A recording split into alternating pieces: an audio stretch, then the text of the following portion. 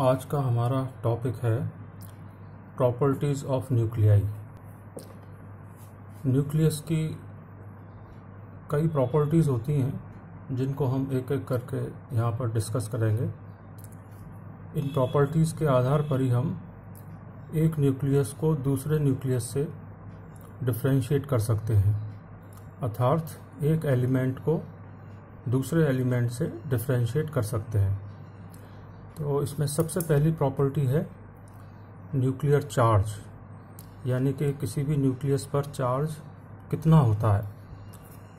तो यदि Z को हम प्रोटॉन नंबर माने तो न्यूक्लियस पर कुल चार्ज होता है प्लस ZE, यानी Z मतलब total number of protons inside the nucleus and multiply by electronic charge, that will be equal to the total charge on the nucleons, where the electronic charge or the charge on the electron will be 1.6 into 10 raised to power minus 19 coulomb.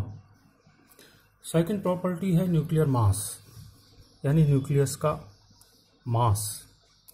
तो जैसा हम जानते हैं कि करीब 99.97% of the atomic mass is confined in the nucleus, and the nuclear mass is obtained from the atomic mass by subtracting the electron mass। कि जो atom का मास है उसमें से अगर मैं इलेक्ट्रॉन्स का मास सब्ट्रैक्ट कर दूं तो मुझे न्यूक्लियर मास मिल जाएगा। लेकिन जैसा हम जानते हैं कि न्यूक्लियस एक बहुत छोटी एंटिटी होती है, न्यूक्लियस, एटम, मॉलिक्यूल, और इसलिए इनकी जो डायमेंशंस हैं वो उसके लिए जो यूनिट है वो हम अलग अलग यूज़ करते हैं। जैसे मास के लिए हम एटॉमिक मास यूनिट यूज़ करते हैं। क्या है ये atomic mass unit? In 1961 IUPAC adopted as the unit of nuclear mass the 12th part of the mass of the atom of carbon 12। Carbon 12 जो आइसोटोप है कार्बन का, उसका मास ग्राम में ये होता है 1.660420 into 10 raised to power minus 24 gram, and according to IUPAC this is equal to 1 AMU। So we can write 1 AMU is equal to 1.660420 into 10 raised to power minus 24 gram, and it is equivalent to 931.478 MeV। in terms of energy we can write 1 AMU is equal to 931.478 MeV। mass of carbon 12 atom will be equal to 12.0 AMU, where 1 AMU is equal to 1 upon 12 into mass of carbon 12 atom in grams। So this will be equal to 1.66, nearly equal to 1.66 into 10 raised to power minus 24 ग्राम। तो यहाँ पर हम देखते हैं कि किसी भी nucleus का जो मास है एटॉमिक मास यूनिट में, वो हमेशा एक फ्रैक्शनल वैल्यू होती है, accept in the case of carbon 12। Carbon 12 जो न्यूक्लियस है उसका मास हमेशा 12 AMU होगा, which is a whole number. और इसके अलावा जो भी न्यूक्लियस हैं किसी भी एलिमेंट के, उन सभी का मास एक फ्रैक्शनल वैल्यू होगी AMU में। तो इस तरह हम देख सकते हैं कि कार्बन 12 हमारे लिए एक स्टैंडर्ड हुआ जिसके रेस्पेक्ट में, जिसके रिलेटिव हम दूसरे सभी नाभिकों के मास को डिफाइन करते हैं या कैलकुलेट करते हैं। If A is the mass number, total number of nucleons in the nucleus, then the mass of the nucleus is very nearly equal to AMU। यहाँ पर ये उल्लेख भी मैं करना चाहूँगा कि अगर किसी न्यूक्लियस का मास नंबर A है, mass number means mass number A is basically equal to proton number plus neutron number. तो ये जो मास नंबर है ये almost equal to the mass A in AMU, mass A in AMU। Next जो property है nucleus की वो है न्यूक्लियर रेडियस। न्यूक्लियस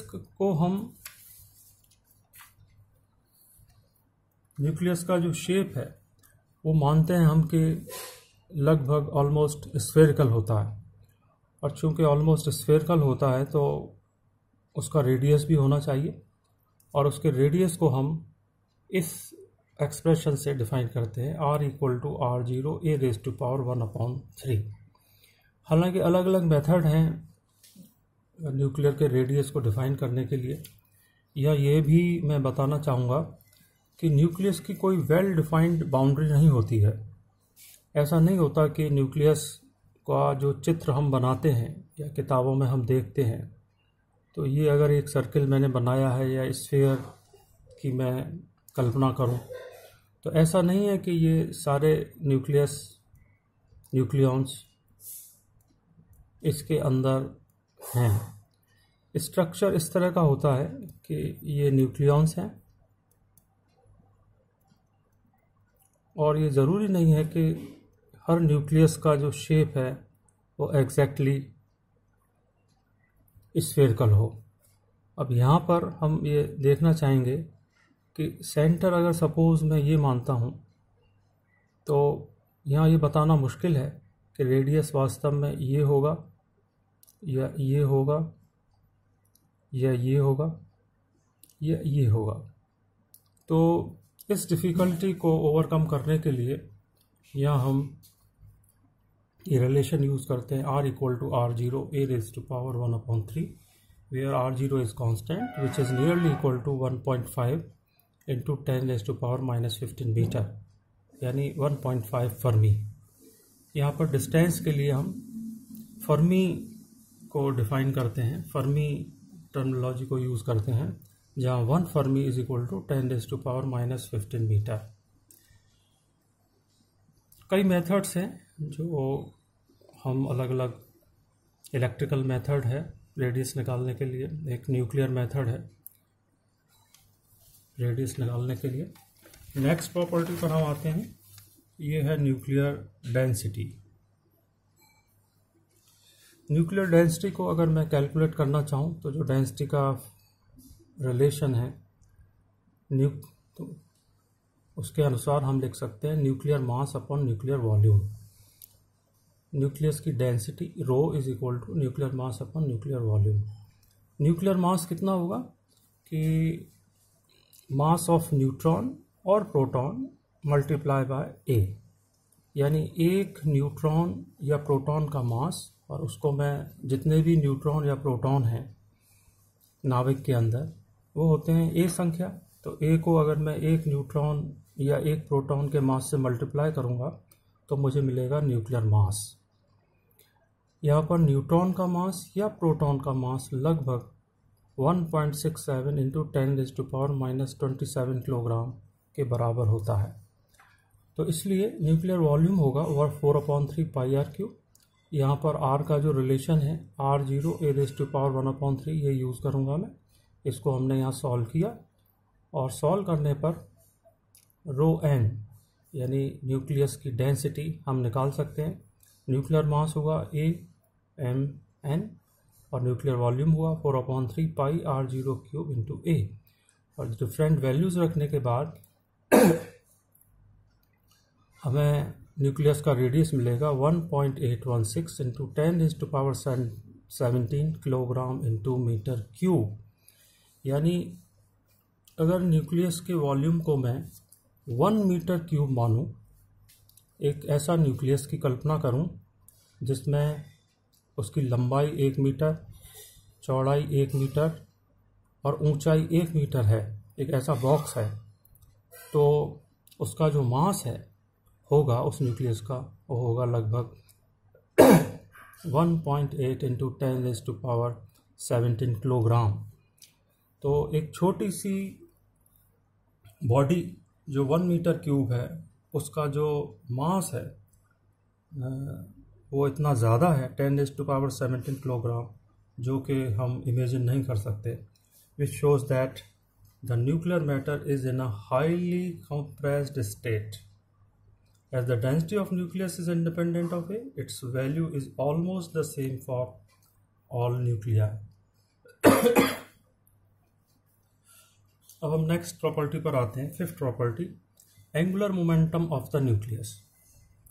तो जैसा हम जानते हैं कि न्यूक्लियस के अंदर जो न्यूक्लियॉन्स हैं यानी न्यूट्रॉन और प्रोटॉन, उनका जो मोशन है वो दो तरह का होता है। एक तो वो अपनी एक्सिस पर घूमते हैं, जैसे ये पेन में मानो एक एक्सिस है और ये इस तरह जो रोटेट हो रही है अपनी एक्सिस पर, या लट्टू को हम घुमाते हैं तो वो एक नॉक पर घूमता है, वो मोशन कहलाता है स्पिन मोशन। और उस स्पिन मोशन के कारण जनरेट होता है स्पिन एंगुलर मोमेंटम। तो इसका जो मैग्नीट्यूड है, this will be given by h cross into under root s into s plus 1, जहाँ पर s की वैल्यू है हाफ और s यहाँ पर कहलाता है spin angular momentum quantum number. तो नाभिक में जो न्यूट्रॉन प्रोटॉन है यानी कि न्यूक्लियॉन, उनका जो spin angular momentum quantum number है उसकी वैल्यू हाफ होती है। और अगर मैं उसके स्पिन एंगुलर मोमेंटम की बात करूं मैग्नीट्यूड के, तो वो मैग्नीट्यूड दिया जाएगा, क्वांटम मैकेनिकल वैल्यू होगी स्पिन एंगुलर मोमेंटम की h cross under root s into s plus 1। According to wave mechanics यानी क्वांटम मैकेनिक्स से यहाँ पर मैं बताना चाहूँगा कि अगर मैं कोई एक रेफरेंस एक्सिस लेता हूँ, जनरली वो जेड एक्सिस ली जाती है। सपोज ये जेड एक्सिस है की डायरेक्शन है, तो जो स्पिन एंगुलर मोमेंटम है उसकी डायरेक्शन इसके पैरेलल भी हो सकती है और स्पिन डायरेक्शन उसके एंटी पैरेलल भी हो सकती है। तो अगर ये डायरेक्शन पैरेलल है तो s will be given bye plus half h cross, और अगर ये एंटी पैरेलल है तो it will be given bye minus half h cross. इसी तरह एक दूसरा जो एंगुलर मोमेंटम है वो है ऑर्बिटल एंगुलर मोमेंटम। ये बिल्कुल ऐसे ही है जैसे हमारी पृथ्वी अपनी धुरी पर घूमती है, जिससे दिन रात होते हैं। तो ये जो घूर्णन है इसके कारण जो एंगुलर मोमेंटम जनरेट होगा वो कहलाता है स्पिन एंगुलर मोमेंटम। लेकिन यही पृथ्वी जब सूर्य के चारों ओर चक्कर लगाती है तो वो जो मोशन है उसको हम कहेंगे ऑर्बिटल मोशन, और ऑर्बिटल मोशन के कारण जो एंगुलर मोमेंटम जनरेट होता है उसे हम कहते हैं ऑर्बिटल एंगुलर मोमेंटम।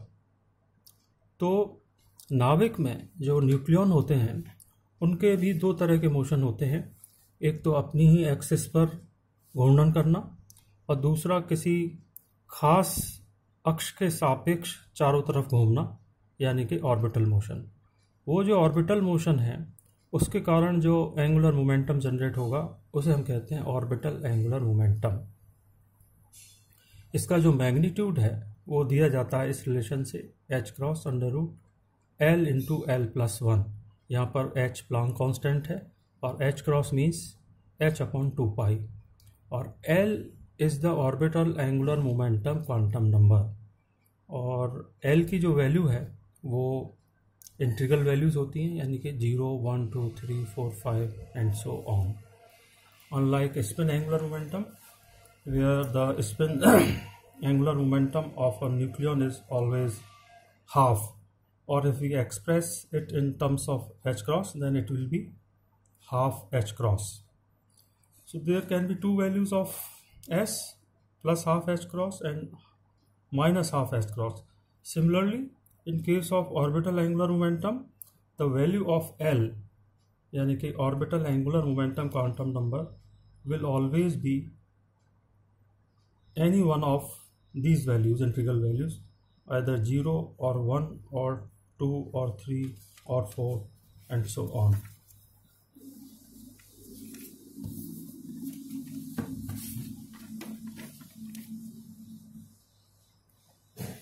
इसी तरह तीसरा जो एंगुलर मोमेंटम हम डिफाइन कर सकते हैं वो है टोटल एंगुलर मोमेंटम।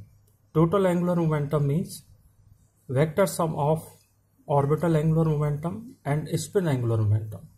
तो इनका जो वेक्टर सम है इसको हम स्मॉल जे से शो करते हैं और ये जे स्मॉल जे कहलाता है total angular momentum of a nucleon. Nucleon means either of proton or neutron, and the magnitude of total angular momentum of a nucleon is given by h cross multiplied by under root j into j plus 1, where again j is the total angular momentum quantum number. So as we know that s is always half integral multiple of h cross and l is always integral multiple of h cross, therefore j will always be half integral multiple of h cross, because we know that L values, L quantum number and S quantum number, they are always expressed in quantum mechanics in terms of h cross.